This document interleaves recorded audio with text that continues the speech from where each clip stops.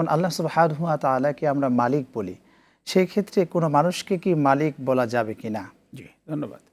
আগে বুঝতে হবে যে মালিক অর্থটা কি। মালিক অর্থ হলো সত্ত্বাধিকারী, সত্ত্বাধিকারী। মালিক যেটা আর কি। আর যদি আলিফ ছাড়া যদি বলি মালিক, এর অর্থ হলো রাজাধিরাজ, আচ্ছা, সম্রাট। সম্রাট। তো আল্লাহর ক্ষেত্রে এই দুইটা শব্দই ব্যবহার করেছে। মালিক ইয়াউমিদ্দিন বলা হয়েছে, আবার মালিকিন নাস এটাও বলা হয়েছে। জি, হ্যাঁ, আবার মালিকাল মুলক বলা হয়েছে। মালিকাল মুলক দুইটা বলা শব্দই হয়েছে। বলা হয়েছে। তো অর্থাৎ একটা হলো সত্ত্বাধিকারী আর একটা হলো রাজাধিরাজ।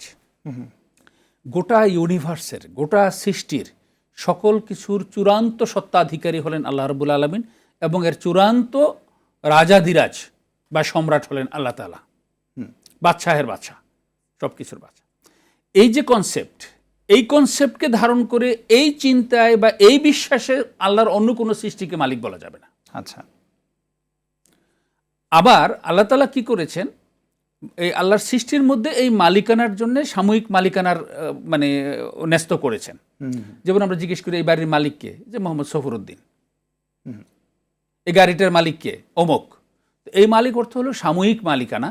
আল্লাহ তাআলার যে সার্বভৌম মালিকানা, ওই মালিকানার কনসেপ্টে নয়, কিন্তু এটা একেবারে সাময়িক মালিকানা, সাময়িক বন্দোবস্তের ভিত্তিতে মালিকানা। তো এই মালিকানায়ও আমরা মালিক শব্দটা ব্যবহার করি। আরবিতে মালিক ব্যবহার করা হয়, মানে বাড়ির মালিক, ঘরের মালিক, দোকানের মালিক, ব্যবসার মালিক, এই যে আমার মালিককে এরকম। তো এই জিনিসগুলো এই সাময়িক অর্থে মানুষের ক্ষেত্রেও বা অন্য কোনো আল্লাহর অন্য কোনো সৃষ্টির ক্ষেত্রেও এই মালিক শব্দটা ব্যবহার করা যাবে। কিন্তু আল্লাহর মালিকানার যে কনসেপ্ট, যে আকীদা, যে বিশ্বাস, আল্লাহর মালিকানার বিশ্বাসের সাথে এটাকে কোনোভাবেই মিলিয়ে বলা যাবে না। যদি মিলিয়ে বলা হয় যে আল্লাহ যেরকম মালিক, মানুষও এরকম মালিক, তাহলে সেটা শিরক হয়ে যাবে। ওকে, খুব চমৎকার আপনি বলছিলেন। ওস্তাদ, যেহেতু আজকে আলোচনায় ছিলাম যে বর্ষ বিদায় নিয়ে আলোচনা, যখন বিদায় এরকম হয়, বর্ষটার শেষের দিকে আসি, তখন অনেকেই কিন্তু মেসেজের মাধ্যমে একটা অভিবাদন জানায়, এইভাবে করে যে হ্যাপি নিউ ইয়ার, তারপর হচ্ছে শুভেচ্ছা বার্তা জানায় সামনের বছরের জন্য। এই বিষয়গুলো ইসলামী দৃষ্টিভঙ্গিতে কি সঠিক আছে কিনা? যে আমাদের দেশে এবং অন্যান্য দেশেও, অন্যান্য দেশেরগুলো তো তারা তাদের সংস্কৃতির আলোকে, তাদের রীতিনীতির আলোকে বিশ্লেষণ করবে। আমরা আমাদের দেশের আলোকে যদি বিশ্লেষণ করি, ও সম্প্রতি, এটা কিন্তু খুব বেশি আগের ঘটনা না, সম্প্রতি আমাদের এই বর্ষ বিদায় এবং বর্ষ বরণকে কেন্দ্র করে নতুন অনেক রুসুম, অনেক রেওয়াজ, মানে অনেক মানে অপসংস্কৃতি অনুপ্রবেশ করেছে। তো যেই বিষয়গুলো না আমাদের বাঙালি সংস্কৃতির সাথে জড়িত, না মুসলিম ঐতিহ্যের সাথে জড়িত, না এই ভারত উপমহাদেশের তাদের যে আদি ঐতিহ্য, সেই ঐতিহ্যের সাথে সম্পর্কিত। আমি আরব বিশ্বে যেটা দেখেছি, সেটা হলো নতুন বছর যখন আসে, তখন তারা একজন আরেকজনকে এইভাবে বলে, কুল্লু আম ওয়া আনতুম বিখাইর, সারাটা বছর আল্লাহ তোমাকে ভালো রাখুন।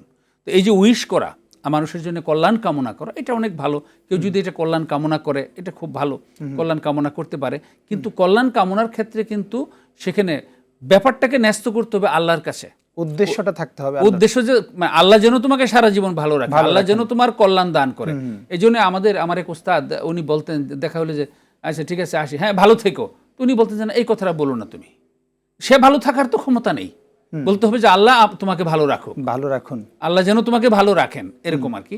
তো আমাদের আগামী বছরটা যেন আল্লাহ ভালো করেন, আগামী বছরটা যেন মঙ্গলময় করেন, শান্তিপূর্ণ করেন, কল্যাণময় করেন, সব ধরনের বাধা বিপত্তি আমাদের যেগুলো আল্লাহ যেন দূর করে দেন।